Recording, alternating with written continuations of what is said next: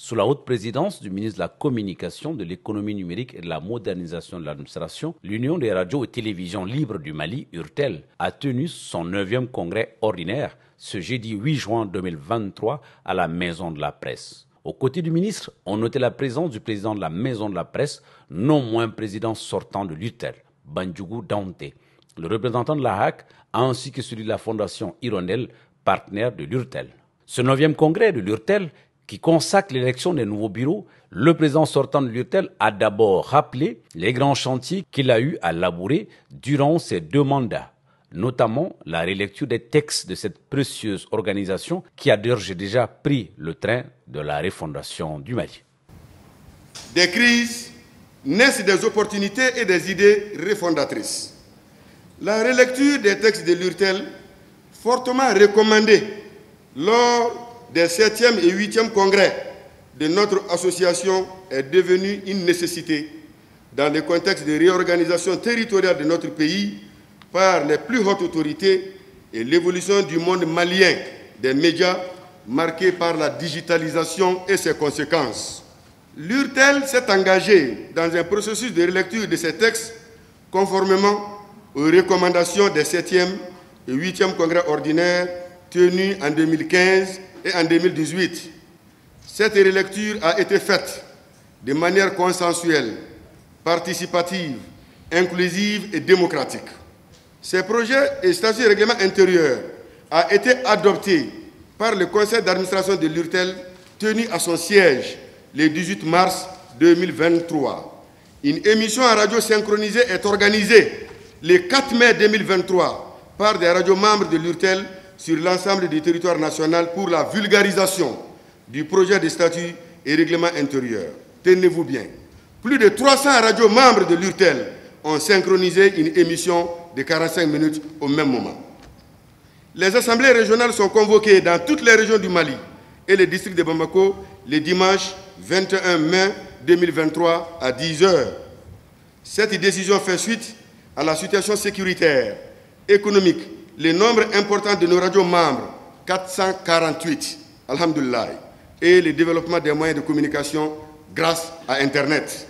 Lors de ces assemblées, les statuts et règlements intérieurs de l'URTEL ont été adoptés à l'unanimité par 328 radios membres de l'URTEL sur 395 radios attendues, soit un taux de participation de plus de 82%.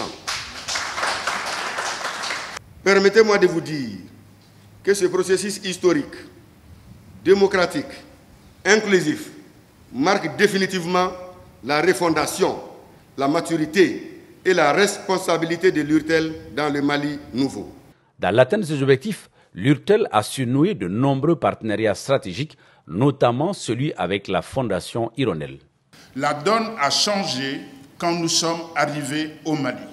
Parce qu'au Mali, il y a une histoire foisonnante et une culture de la radio communautaire à respecter et à consolider. C'est à cela que nous nous sommes engagés, en faisant de l'URTEL un partenaire stratégique. Et nous saluons ce partenariat qui fait de Studio Tamani et de son réseau de radio partenaires pratiquement le premier média véritablement national au Mali. Nous le devons à la solidité du partenariat que nous avons avec l'URTEL. Avant d'ouvrir les travaux de ce 9e congrès, le ministre Harouna Touré a d'abord félicité le bureau sortant pour le travail abattu à la tête de l'URTEL. Il a aussi invité l'ensemble des hommes de médias à plus de professionnalisme et de vigilance en cette période décisive de notre histoire. Je sais que l'URTEL est une grande association fêtière. Elle s'est imposée comme un partenaire prioritaire et stratégique pour les pouvoirs publics, notamment pour tous les gouvernements successifs de 1990 à ce jour, à travers le département de la communication que mes collègues qui m'ont précédé ont eu le privilège de diriger. Mais l'URTEL, c'est aussi une association sérieuse. Ils m'ont donné des leçons que j'ai apprises en discutant avec eux. Je croyais en tant que ministre être celui qui va leur dire voilà comment il faut défendre l'État, voilà comment il faut défendre la nation, voilà comment il faut consolider les acquis démocratiques et autres. Mais ils le savaient déjà avant moi, avant que moi je n'arrive à ce fauteuil. J'ai discuté avec eux et j'ai remarqué qu'ils étaient engagés à défendre l'État, à défendre la nation, à défendre la conscience malienne qui est en train de se développer et qui veut modifier non seulement le Mali, mais apporter des changements à l'environnement africain et peut-être même international demain. C'est donc le lieu de les saluer davantage. Je leur fais entièrement confiance. À la suite de l'ouverture par le ministre, les congressistes ont poursuivi leurs travaux d'élection à l'issue desquels M. Mamoudou Bokoum, jusque-là coordinateur régional de l'URTEL à Mopti, a été élu président national de l'URTEL pour un mandat de 3 ans. Après sa brillante élection, le tout nouveau président de l'URTEL nous a livré ses impressions à chaud. Cette année, et pour ce mandat, il faut que les uns et les autres soient responsables dans le traitement des informations, qu'ils soient responsables dans tout ce qu'ils mènent comme activité de journalisme. Alors, c'est pour permettre au Mali d'avoir un terrain d'entente de paix et de la cohésion. Donc nous sommes également dans la phase de modernisation de notre URTEL.